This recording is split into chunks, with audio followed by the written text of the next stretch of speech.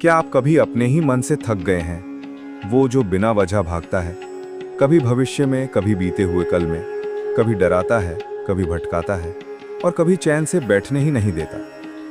यही मन हमारा सबसे बड़ा दुश्मन भी है और सबसे बड़ा गुरु भी। सब कुछ इस पर निर्भर करता है, क्या आप मन के गुलाम हैं या उसके मालिक। बौद्ध धर्म में एक कथा है। एक साधु वर्षों तक ध्यान करता रहा, लेकिन उसका मन कभी स्थिर नहीं हुआ। वो गुरु बुद्ध के पास गया और बोला, भगवान, मैं मन को बिठा नहीं पा रहा। ध्यान करते हुए भी मन हर तरफ दौड़ता रहता है। बुद्ध मुस्कुराए और बोले, तुम एक प्याले में पानी भरो और उसे छत पर ले जाकर बिना एक बूंद गिराए 7 बार चलो। लेकिन एक शर्त है, तुम्हारे पीछे एक सैनिक खड़ा होगा और अगर एक भी बूंद गिरी, तुम्हारा सिर कलम कर दिया जाएगा। साधु डर गया, लेकिन उसने वैसा ही किया। वो चला धीरे धीरे, पूरी एकाग्रता के साथ। ना इधर देखा ना उधर, ना कोई सोच ना कोई कल्पना, और 7 बार चलकर नीचे आया बिना एक बूंद गिराए। बुद्ध ने पूछा, बताओ, जब तुम चल रहे थे क्या मन भटका? साधु बोला, नहीं भगवान, डर इतना था कि मैं सिर्फ पानी और अपने कदमों पर ध्यान रख पाया। बुद्ध ने कहा, मन तभी भटकता है जब तुम्हें परिणाम का बोध नहीं होता। जब तुम्हें पता होता है कि एक भी गलती जीवन ले सकती है, तब तुम खुद को पूर्ण रूप से वर्तमान में लाते हो।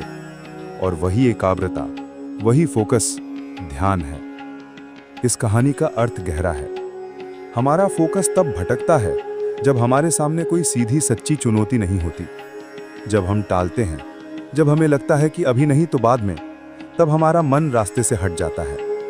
लेकिन जैसे ही हम मन को दिशा देते हैं, एक स्पष्ट उद्देश्य, एक जरूरी कार्य, एक आत्मा को छू लेने वाला कारण, मन भटकना बंद कर देता है और जागना शुरू कर देता है। बौद्ध ध्यान कहता है, मन बंदर की तरह है जो हर पल पेड़ से पेड़ कूदता है, लेकिन अगर तुम उसे बैठने की जगह दो, सांसों की आवाज, शरीर की अनुभूति, वर्तमान की गहराई, तो वो शांत हो जाता है। अब सवाल है, कैसे लाएं इस एकाग्रता को? ध्यान शुरू करो, लेकिन संघर्ष मत करो। मन भागेगा, उसे जाने दो। वापस लाओ, बार बार सांस पर। यही अभ्यास फोकस की नींव बनाता है।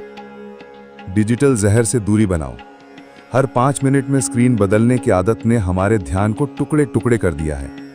दिन में 2 घंटे बिना किसी नोटिफिकेशन, बिना किसी स्क्रोलिंग के, ये समय तुम्हारा होगा।